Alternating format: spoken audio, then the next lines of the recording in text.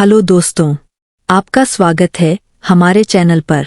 आज हम जानेंगे दुनिया की 10 बड़े अपडेट।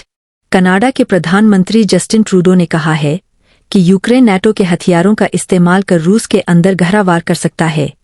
कनाडा यूक्रेन को पूरी तरह से समर्थन देता है। अमेरिका की नीति में बदलाव की उम्मीद नहीं। व्हाइट हाउस ने कहा है कि यूक्रेन को लंबी दूरी की मिसाइलें देने के मामले में शुक्रवार तक किसी बदलाव की उम्मीद नहीं है।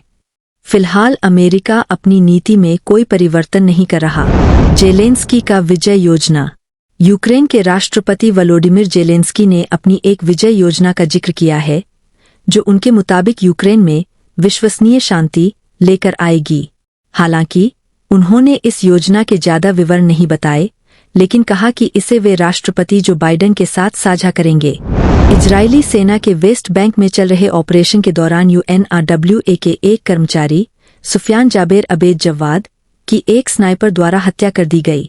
इससे पहले गाजा में 6 और UNRWA कर्मियों की मौत हो चुकी है, जब इजरायली हमले में एक स्कूल शेल्टर को निशाना बनाया गया था। चीन ने शनिवार को जर्मनी की आलोचना की, जब 2 जर्मन नौसेना के जहाज ताइवान स्ट्रेट से गुजरे। यह जलमार्ग चीन का दावा किया हुआ क्षेत्र है, जिसे वह अपना मानता है।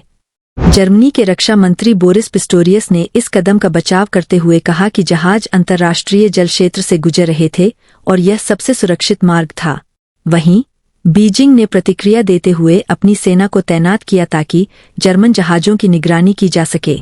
लेबनान से छोड़े गए रॉकेटों ने उत्तरी इजराइल के सफद के पास बसे इलाकों और सैन्य ठिकानों को निशाना बनाया।